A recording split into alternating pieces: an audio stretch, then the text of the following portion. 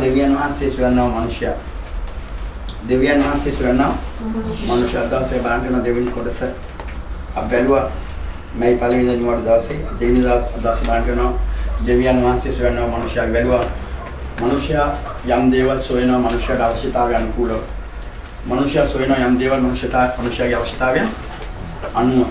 ඒ නිසා ඔබ දන්නවා ඔබ වඩුවෙක් සොයනවා නම් ඔබ ගෙදර වඩුවඩ කරන්න අවස්ථාවක් තියෙනවා වඩුවෙක් තමයි සොයන්නේ. මේසන් බාස් කෙනෙක් වුණා මේසන් බාස් වලට ටිකක් කුමක් හැදුනොත් ඔබ යන්නේ නැහැ වඩුවෙක් හොයාගෙන ඔබ යන්නේ ඩෙලිගේට් කෙනෙක් හොයාගෙන. ඉතින් ඒ වගේ දෙවියන් වහන්සේට අවශ්‍යතාවයක් තියෙන මේ ලෝකයේ වැටී තියෙන මේ ස්ථානය තුල දෙවියන් වහන්සේ මේ ලෝකයේ වැටෙන ඉන්නව සෙනඟ ගලවන්න මුදවන්න නිදහස් කරන්න. දෙවියන් වහන්සේ දෝණයි සෙනඟ වැඩි තියෙන තැන්වල සෙනඟට සත්‍යතාවය පෙන්වා දෙන්න.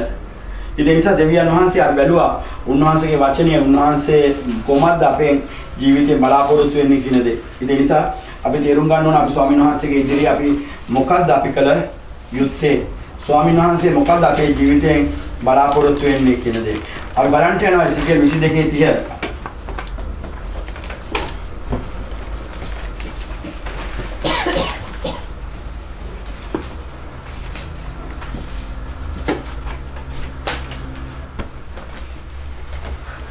මා විසින් දේශයේ නාස්ති නොකරන පිණිස පෞරා ගොඩනගා දේශයේ උදෙසා මා ඉදිරිපිට කඩුලේ සිටීමට ඔවුන් අතරේ මිනිසියෙකු සෙවිමි. නමුත් කිසියෙක් මට සම්බ නොනේය. ආමෙන්. ඥානanse බලාපොරොත්තු වෙන දේශයේ නාස්ති නොකරන පිණිස කියන දේශය තුල එන්න තියෙන විපත්තිය මිනිස්ය විනාශ නොවන පිණිස පෞරා ගොඩනගන්න. පෞරා වෙන යේසුස් වහන්සේ. උන්වහන්සේ නැමෙති පෞරයාට වෙන කිසි පෞරක් අපිට ගොඩනගන්න බැහැ. මොකද මනුෂ්‍යයන්ගේ ආරක්ෂාව යේසුස් වහන්සේ. ඒත් මනුෂ්‍යයන්ව සභාවට ගෙන්නන්න පුළුවන්. අපිට කියන්න පුළුවන් අපේ සභාවේ නාමය ගැන, ඒ නාමය ගැනවත් ඒ සභාවේ දිගන් මේ ක්‍රිස්තුස් වහන්සේ ගැන අපි උගන්වන්නට ඕන. ක්‍රිස්තුස් වහන්සේ මනුෂ්‍ය හඳුන ගන්නට ඕන. ක්‍රිස්තුස් වහන්සේගේ ස්වර්ගයේ ස්වභාවය මනුෂ්‍ය ලබන්නට ඕන. මේ දේව ආත්මය මොකද උන්වහන්සේ කිව්වා මාගේ අතින් කිසිවට දුර ගන්නට බැහැ. ඥානන් වහන්සේගේ අතින් දුර ගන්නට බැහැ කියලා. ඒ නිසා අපි දන්නවා මිනිස්යන්ව යේසුස් වහන්සේ වඳුනගත්තොත් විතරයි මිනිස්යන්ගේ සැබෑ ආරක්ෂාව තිබෙනු ලබන්නේ. ඒ නිසා ස්වාමීන් වහන්සේ බලාපොරොත්තු වෙනවා මිනිස්යන්ට ක්‍රිස්තුස් වහන්සේව ලබා දෙන මිනිසෙක්ව සොයනු ලබන හරිද උගන්වලා උන්ට ක්‍රිස්තුස් වහන්සේගේ ආරක්ෂාව තුළ මේ කාලයේදී උන්වහන්සේගේ ආත්මය වගුරුවලා ස්වර්ගීය සත්‍යතාවය තුළින් ඔවුන්ගේ මානසික ස්වභාවයෙන් වෙනස් කරලා ගොඩනගලා ගමන් කරන සත්‍යතාවයක් අතර සිටින්න.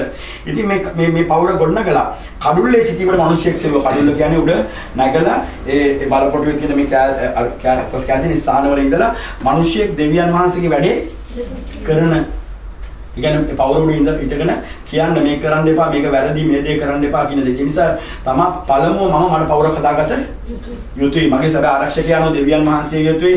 දෙවියන් වහන්සේගේ සත්‍යතාවය මම දකින්න මගේ මානසික දූෂිත බවෙන් මම ඈත් වෙන්න ඕන. මම සැබෑ සත්‍ය ස්වභාවය තුළ ජීවත් වෙන්න ඕනේ. ඉතින් මේ ස්වභාවය ඔබ මා තුළ ගෙනෙන්න යන්නේ දෙවියන් වහන්සේ. ඒ නිසා ඔබයි මමයි අනර්ග දේ නීච දේ අතර දෙවියන් වහන්සේ වෙන්වීමක් කරනු ලබනවා. වෙන්වීමක් කරලා ස්වාමීන් වහන්සේම අපට උගන්වලා අපෝ ගෙනියන උන්වහන්සේගේ වචනේ කියනවා අපිව මොන අතින් නුඹැද්ද අපව හෙලාන් දමනු නොලබනවා. අපි හිරුණා අපි හිර නොවි සිටින බලාපොරොත්තු නැතුව නෙමෙයි බලාපොරොත්තු ඇතුව සිටිනු ලබනවා.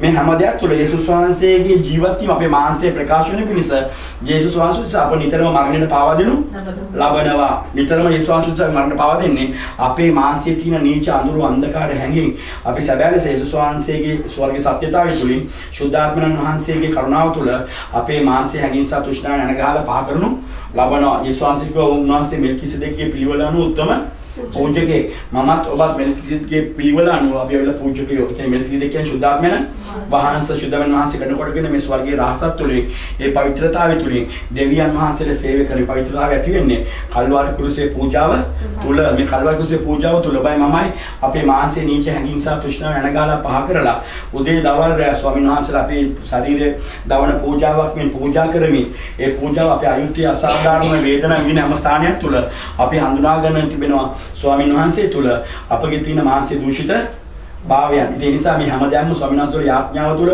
අපි ස්වාමීන් වහන්සේ කනලව් තුළින් අපි මෙයා එනගහලා මේව පහ කරලා ස්වර්ගයේ ස්වභාවය තුළින් අපි දිනපතා පවිත්‍ර වෙලා මේ පවිත්‍රතාවය තුළ අපි සේවය කරන අපි දැන් ඉන්නේ පෞර උඩ ඉඳලා මේ පෞර අනිත් අයගේ ජීවිතේ ගොඩ ගන්නවා සිනේකට මොකද අපි ලැබුණේ අනිත් අය ලබාගත යුතුයයි. බලන්න යනවා එසිකේල් පොතේ 13 වෙනි පරිච්ඡේදයේ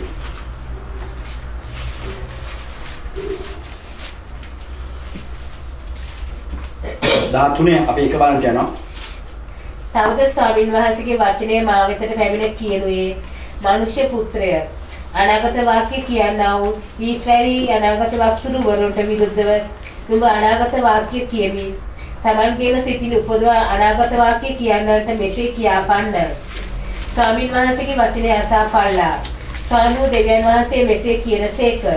කිසිවක් නොදැක තමන්ගේම ආත්මය පස්සේ යන්නා වූ මෝඩ වූ අනාගත වක්තුරු වරුන්ට දුක් වේ. ආමේන්. ඒ කියන්නේ තමාගේම සිතින් උපදවා අනාගත වාක්‍ය කියන්නා වූ අනාගත වතුරුන්ට මෙසික මොකද ස්වාමීන් වහන්සේ කියනවා තමුන්ගේම ආත්මය පස්සේ යන්නා වූ තමන්ගේම ආත්මය පස්සේ යන්නා වූ. ඒ කියන්නේ ඇත්තටම අපි මිනිස්යාගේ තියෙන පාපේ ස්වභාවයන් වලට කතා නොකර අපේ මාංශයට ආත්මය මාංශයේ තියෙන රැවටිලිකාරකමඩ ගිල්ලා ආත්මය මුලාවේ ගිල්ලා මොකද මාංශයේ පෙන්නන අගය කරන දේවල් වලට ආත්මය රැවටිලා ඒ අනුකූලව අනාගත වාක්‍ය කියනු ලබනවා. මේ මොහොත තුල යෙරිමියාගේ කාලේ මේ වගේ හැම කාලයක් තුලම හිටියා මේ අනාගත වතුරු හිටියා. මේ අනාගත වතුරු රජවරුන්ගේ තියෙන සහ ඒ ඉන්න ධනවත් අයගේ තියෙන දේවල් වලට ආශාව සහ බලලෝභිතකම නිසා ඔවුන්ගේ වැරදි උන්ට දැනුනේ නැහැ. ඔවුන්ගේ දේවල් ලබා ගැනීමෙන් ඔවුන් තියාගන්න ඔවුන් උත්සාහ කරනු ලැබුවා. හරි වැරද්ද හරි දේ පෙන්වා දුන්නේ නැහැ. යුද්ධ වෙනකොට පවා කිව්වා බය නැතුව කියලා යුද්ධ කරන්න දෙවියන් වහන්සේ සිටිනවා කියලා. ඒ දෙවියන් වහන්සේ උන්ගේ සිටියේ නැහැ. ඔවුන් යුද්ධේ පරාජය වුණා. ඔවුන් රජවරු අපි දන්නා මැරුණා. මොකද මේක කීප දේවල් යා පිළිගත්තේ නැහැ. ඉතින් ඒ නිසා අපි දකිනවා ස්වාමින් වහන්සේගේ මේ කාලීතව මෙතන කියනවා ඔවුන් තමාගේ ආත්ම පස්සේ යනවා මොඩ අනාගත වතුන දුක් වේ හතරේ කියනවා. අහෝ ඊශ්‍රායල් නුඹ අනාගත වක්තුරුවරු පාළු තැව සිටින සිවලුන් හා සමාන වූහ. ආමේන්. කින අනාගත වතුරවරු පාළු තැන්වල සිටින සිවලුන්ට සමානයි. සිවල කියන්නේ අපි දන්නා බටළුවන්ට ආශා කරන සතෙක්. ඒ කියන්නේ බටළුවගේ ඒ පුද්ගලික දේවල්ට ආශා කරන්නා සතේ වගේ සිවලුන්ට කියන්නේ මිනිස්යාගේ තියෙන පුද්ගලික වාසිදායක දේවල් නිසා මිනිස්යන්ට අගයක් යොදවනවා කියන සමහරවට අපි යම් කිසි දෙයක් තියෙනවනේ යම් කිසි දෙයක් කතා කරන්න යනවා නම් අපිට අගයක් යදෙනවා අපේ හදවත්වල. මොකද අපට කඩන්න බෑ යාට එමින් කියනවා. යා මට තරහ වෙයි මාත් එක්ක කතා කරොත්. යා මම යාට සත්‍යතාවය කියලා දුන්නොත් එimhe යා මූණ වෙනස් කරගෙන ඊට පස්සේ මන් දිහාට එන්නේ නැහැ. මාර්ගය බලන්නේ නැහැ. මට සපාවෙයි. ඊට පස්සේ මේ වගේ දේවල් වෙයි. උන්ට හරි දේ කිව්වොත් එimhe උන් ඉන්නේ නැහැ කියලා. ඉතින් ඒ වුණාට උන්ට හරි දේ කීම ඉතාලගත්තට මොකද ස්වාමීන් වහන්සේගේ දවසේදී ඔවුන් කියන්නේ යනවා ස්වාමීනි ඇත්තටම මගේ මේ ස්වභාවය තුළ මගේ චරිතය තුළ මගේ තිබුණු ගතිපැවතුම් මම දැක්කේ නැහැ කියලා. ඒ ස්වාමීන් වහන්සේ කියන්නේ යනවා උඹ දැක්කා උඹ යාට කතා කරේ නැහැ. අපිට කියන්න පුළුවන් අපිට තියෙන ස්වභාවය තුළ අපිට ආදරෙන් වුණා ආදරෙන් කියන්න පුළුවන්. එහාන තරවටුන් කියලා අපිට අවශ්‍යයි එයා අඬලා කියන්න පුළුවන් ඕන්න. ඔයා කරුණාකරලා අපි ආව රෙද්දන්නත් නෙමෙයි අපි ආව කඩන්නත් නෙමෙයි අපි වඩ මේ දේ හරි දේ පෙන්වා දෙන්නේ ඔයා මේ දේ තුල ඔයා කරොත් ස්වාමින් වහන්සේ වගේ පෞරක් වෙන්න යන්නේ නැහැ. මොකද වගේ වංචා බොරුව ඔයා අත්හැරියේ නැත්තම් ඔයාගේ තියෙන මුලාව යාම් තුල ඔයා හිටියොත් එහෙම ස්වාමින් වහන්සේ වගේ පෞරක් වෙන්න යන්නේ නැහැ. ඔයාගේ විපත්ති දවසේදී ඔයා විනාශ වෙනවා. ස්වාමින් වහන්සේ ආරක්ෂා කරන්න යන්නේ නැහැ. මේ ලෝකෙට මහත් විනාශයක් එන්න තියෙනවා. අපි දකින අන්තිම කාලේ අපි බැලුවා එළිදර පොතේ එන්න තියෙන විනාශයන් ගැන. භූමිකම්පා මේ වගේ දුතුණෙන් එකක් විනාශ වෙන්න යනවා. සත්තුන්ගේ මිනිස්යන්ගෙන් වතුර වලින් හැම දෙයකින්ම විනාශ වෙන්න යනවා. මේ විනාශය සිදුවෙන්න යන්නේ අපිට අපේ දරුවොත් එක්ක අපේ පවුල් එක්ක නෑදෑයෝ එක්ක විනාශ වෙන්න යන්නේ. මොකද අපි හරි දේ දැනගෙන අපි හරි දේ තුල ජීවත් වෙන නිසා මේ විනාශයෙන් ගලවන්න ස්වාමීන් වහන්සේට අවශ්‍යයි මනුෂ්‍යයට පෞරක් වෙන්න ආරක්ෂකෙක් වෙන්න. ආරක්ෂා වෙලා ඔහුගේ මානසයේ තියෙන නීච අඳුරු අන්ධකාර හැඟීම් වල තියෙන දූෂිතභාවය පෙන්නලා ඔහුව ගලවලා මුදවලා ස්වාමීන් වහන්සේට කැපවූ සෙනගක් හැටියට හරියාකාරව ගොඩනගලා ස්වාමීන් වහන්සේට උන ගෙනියන මේ සෙනග කවදාකවත් මේ විපත්‍යසේ ජීවිනේ නැහැ. උන්වහන්සේගේ ඊමේදී උන්වහන්සේගේ සන්තක වෙන්නව සෙනග බවට අසු වෙනු ලබනවා. උන්වහන්සේගේ එසවීමට අසු වෙනු ලබනවා. නැත්තම් ඒ සෙනග විනාශ වෙනු ලබනවා. සමහර අය හරි හොඳයි, ඔයා හරි ෂෝක්, ඔයා හරි මේකයි කියලා කියන නෑ ඔයා වැරද්දක් කළා නෑ ඔයා මෙහෙමයි අපිට බෑ ඒක දෙක කියන්න. මොකද ඒ දෙක කිව්වොත් එනවා වැරදි කරලා ස්වාමීන් වහන්සේගේ ඉදිරියේ විනාශ දවසේදී විනාශ වෙනවා. මෙතන කියනවා පහේ නුඹලා කකුළු වලට නැගුණේවත් ස්වාමීන් වහන්සේගේ දවසේ සටනේදී සමීව සිටීමට නුඹලා ඊශ්‍රායල් වංශය වට කර තාප්පයක් ගොඩ නැගුවේවත් නැත. නුඹලා කකුල් වල නැගුණ කකුළු කියන්නේ අපි දකින බලකොටු වල මෙන්න හතරස් තියෙනවා. යුද්ධයක් කරනකොට අග්ගල වල කකුළු වලට කියලා යුද්ධයට සූදානම් වෙනවා දුනු හිතල් තියාගෙන ඒගොල්ලෝ යුද්ධයට සූදානම් වෙනවා. ඒගොල්ලෝ කියනවා නුඹලා කපුළු වලට නැගුණේවත් ස්වාමීන් වහන්සේ සරණේ සිටීමට නුඹලා ඉස්ලාම් වංශයේ රටක තාත්තු නැගුවොත් දැන් කපුළු කියන කෙනා නැග්ගේ නැහැ. කපුළුත් කියන තරට ඔබ නැග්ගා නම් සතුරා එනකොට ඔබ තේරුම් ගන්නවා මොකටද එන්නේ කියලා. ඔබට පුළුවන්කම තියෙනවා ඒ සෙනගව ඒ විනාශ වෙන දවසේදී ඒ සෙනගව ශක්තිමත්කම් සටනට. දැන් අපිට ඊශ්‍රායලයට තිබුණා ලොකු තාප්පයක්. වටකර ගහන තිබුණා ලොකු තාප්පයක්. මේ තාප්පය නෙබුකද්නේසර් කඩුවේ එක තප්පර ගන්නකින්. මේ තාප්පේ කඩලා දොරවල් කඩාගෙන මේ බැබිලෝනියාවේ මේ තාප්පේ බැබිලෝනියාවට බෑ ආරක්ෂා කරන්න. ඒ බොරු අනාගත වතුරුන්ගේ අනාගත වාක්‍ය නිසා ඒ තාප්පේට බැලුව ගියා ඊශ්‍රායලෙන්. මොකද දෙවියන් වහන්සේ කිව්වා උදේ ඊශ්‍රායලයට සිදු වුණා. දරුවොත් එක්ක විනාශ වුණා. දෙවියන් වහන්සේ ප්‍රේම කළා උසලක විනාශ වුණා. ගින්නෙන් විනාශ වුණා. දරුවෝ පිච්චි විනාශ වුණා. මිනිස්සු පිච්චි විනාශ වුණා. දුනු පාරවල් කාලා පාප්වල වැටිලා සෙනග සත්තු කනවා ලේ වකින වැගිරීම ඊශ්‍රායලේ ඊටසේ දන්වල් දාගෙන බහල්කමට සෙනගව පොළොන එකගේ කවුද මේ අහස පොළොව මවපු අපේ දෙවියන් වහන්සේගේ සෙනග. දෙවියන් වහන්සේ වරක් මම නුඹට ප්‍රේම කළා කිව්වා සෙනග. ඊශ්‍රායල් මම නුඹකට ගෞරව ලබනවා කිව්වා සෙනග.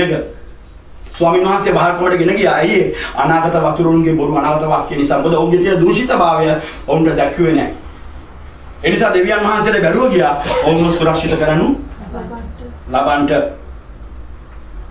ඔවුන් විනාශ දවසේදී විනාශ වුණා. ඒ නිසා ඔබ කියන්නේ ඔබගේ දවසේදී ඔබ විනාශ වෙනවා. ඔබගේ හැඟීම නිසා, ඔබගේ ස්වභාවය නිසා, ඔබගේ චරිතය නිසා දෙවියන් වහන්සේ ආත්මව ආරක්ෂා කරන්නේ නැහැ. ඊට වඩා හොඳයි ඔබ බෝධි පූජා තිබ්බන. ඊට වඩා හොඳයි ඔබ කතෝලික පල්ලියට ගියා නම්. ඊට වඩා හොඳයි ඔබ මුස්ලිම් රාජ්‍යකරණක දෙවියන් වහන්සේ කියනවා නම් හරියට මහන්සිය ආත්මය අතර වෙනවීමක් කරලා ඵලයක්. එවිට දෙවියන් වහන්සේ ඔබේ දෙවියන් වහන්සේ වෙනවා.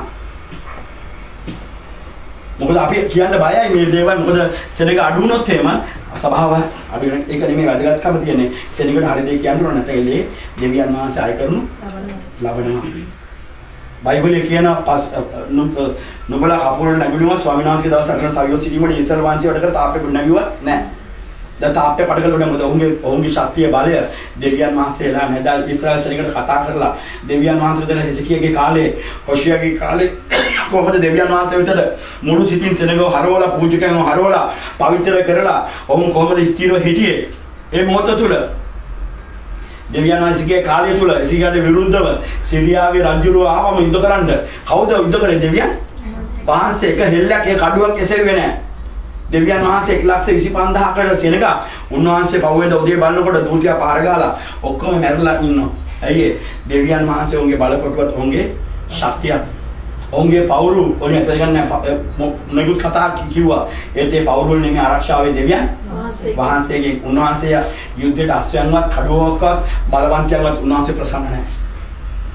මොකද උන්වහන්සේ විශ්වාස කරන්නේ නැහැ. උන්වහන්සේ කෙරේ විශ්වාස කරන උන්වහන්සේ ගලවනු ලබනවා. ඒ නිසා උන්වහන්සේව හඳුන ගන්න ඕන. උන්වහන්සේගේ ආත්මය තුල මාංශයේ ආත්මය අතර